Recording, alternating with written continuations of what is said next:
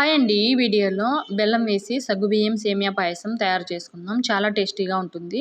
ఎండాకాలంలో సగ్గుబియ్యం తీసుకోవడం వలన మన బాడీకి కూడా చలవ చేస్తుంది. ఇక్కడ నేను నైలాన్ సగ్గుబియ్యం తీసుకుని వీటిని ఒకసారి బాగా కడిగి ఒక 1 అవర్ ముందు నానబెట్టి ఉంచుకున్నాను. తర్వాత స్టవ్ పైన తగినన్ని వాటర్ పెట్టుకొని వాటర్ బాగా మరిగిన తర్వాత ముందుగా నానబెట్టి పెట్టుకున్న సగ్గుబియ్యంను వేసుకున్నాను. ఈ సగ్గుబియ్యం ట్రాన్స్పరెంట్ అయ్యేంత వరకు ఉడికించుకోవాలి. అలాగే ఒక పావు కప్పు అని సేమియాను కూడా వేసుకోవాలి. సేమియాను మనము సగ్గుబియ్యం ఉడుకుతాయనే ముందు వేసుకోవాలి. ముందే వేసుకుంటే సేమియా అనేది మెత్తగా అయిపోతాయి. ఇవన్నీ బాగా ఉడికిన తర్వాత స్టవ్ ఆఫ్ చేసుకొని కొద్దిసేపు గంటెతో బాగా కలుపుకోవాలి. తర్వాత రూమ్ టెంపరేచర్లో ఉన్న పాలు వేసుకోవాలి. అలాగే తురుము పెట్టుకున్న బెల్లంను కూడా వేసుకొని ఆ బెల్లం కూడా బాగా కరిగేంత వరకు ఉంచాలి. ఫైనల్గా మనము వేయించి పెట్టుకున్న డ్రై ఫ్రూట్స్ వేసుకోవాలి. మీరు కావాలనుకుంటే యాలకుల పొడి కూడా వేసుకోవచ్చు. ఒకసారి ట్రై చేయండి. అలాగే వీడియో నచ్చితే లైక్ చేయండి.